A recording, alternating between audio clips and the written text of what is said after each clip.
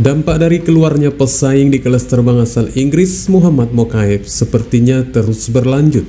Pasalnya, The Finisher kini memohon kepada Dana White untuk mempertimbangkan kembali saat dia menghadapi beberapa keputusan sulit.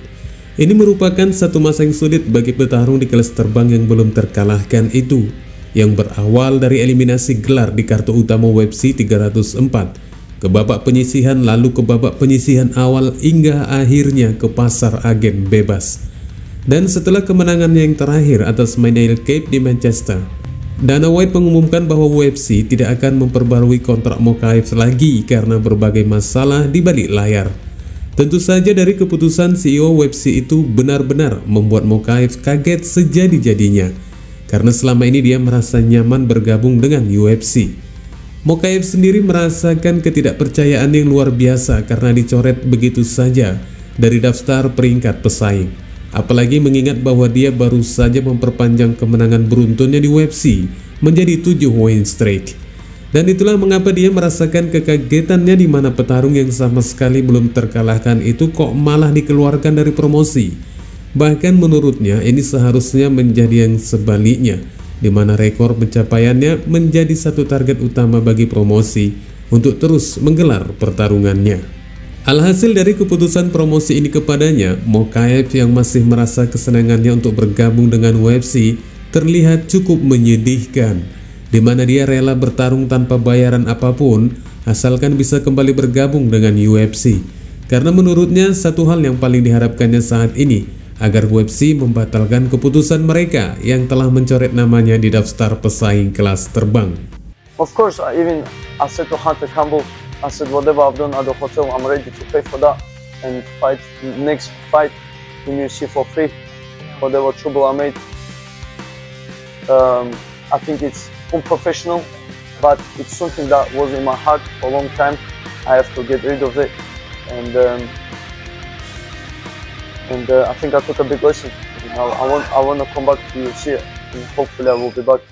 Beberapa jam setelah pemecatannya diumumkan oleh Dana White, spekulasi baru pun mulai bermunculan mengenai apakah Muhammad Mokaev dapat menemukan jalan barunya menuju kejuaraan dunia di PFL, salah satu promosi MMA di luar dari UFC. Rumor berkembang bahwa Mokaev telah melakukan window shopping untuk mendapatkan kesepakatan dengan promosi saingan UFC tersebut. Dan tentunya ini adalah satu langkah yang kontroversial yang akhirnya dibantah oleh petarung kelahiran Dagestan 24 tahun itu. Dan kemudian untuk mengabulkan permintaan Mokaev agar bisa kembali bertarung meskipun tidak dibayar sama sekali, merupakan satu hal yang mustahil dituruti UFC. Pasalnya jika ini benar-benar terjadi, itu sama saja UFC memiliki kesan memanfaatkan keuntungan yang diraih dari situasi terjepitnya salah satu petarung yang dimiliki mereka. Meski demikian, kita harus masih menunggu apakah UFC memutuskan untuk kembali mempertimbangkan pilihan mereka dengan menawarkan kontrak barunya atau malah melihat Mokaev telah memiliki rumah barunya. Namun CEO PFL juga telah mengonfirmasi jika mereka sama sekali tidak tertarik untuk merekrut The Finisher ke dalam bagian promosi mereka di saat rilis terbaru resmi UFC bahwa nama Mokaev telah hilang dari daftar resmi pesaing kelas terbang UFC. No, actually, you know, I've spoken to people that is in the know, and apparently he's just a pain in the ass to deal with, and so, no, we're not interested.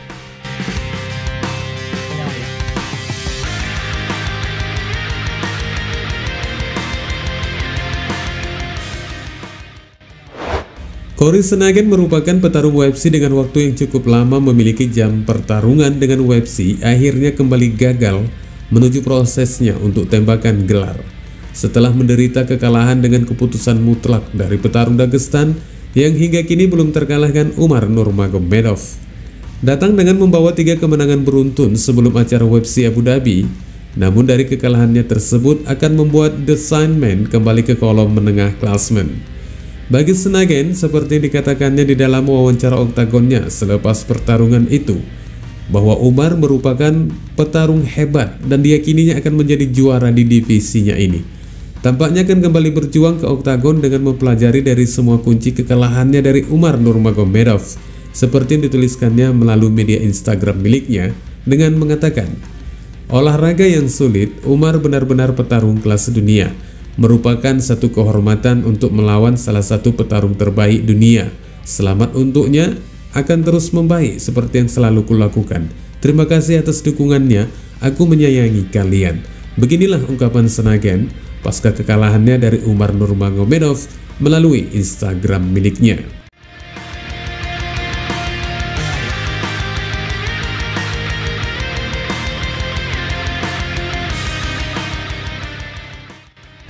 Selain itu, sang juara divisi kelas bantam Sean O'Malley langsung memberikan tanggapannya setelah melihat Umar akhirnya berhasil memenangkan pertarungan tersebut dan menjadi pesaing yang akan menantikan pemenang dari pertarungan pertahanan gelarnya melawan Merab Dvalishvili yang akan digelar di pertengahan bulan September yang akan datang. Bagi O'Malley sulit untuk mengatakan apakah pertarungan itu adalah yang terbaik untuknya setelah dia mengalahkan Merab Dvalishvili. Namun O'Malley mungkin akan membuat Conor McGregor jengkel kepadanya karena berhasil mengalahkan Umar dan tidak seperti petarung Irlandia itu yang berhasil dikalahkan Khabib pada tahun 2016 lalu.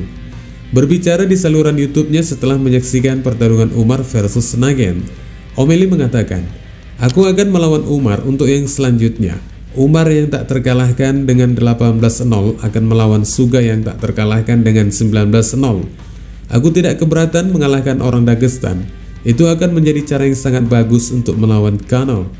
Dia akan cemburu karena mungkin aku akan menghajar Umar. Itulah alasannya," kata sang juara tersebut setelah mengetahui potensi melawan Umar sepertinya telah di depan mata bagi siapapun yang menjadi juara di divisi kelas bantam. Akan tetapi kelihatannya bagi O'Malley, dia harus lebih memfokuskan dirinya dulu dengan pertarungan melawan Merab Dvalishvili.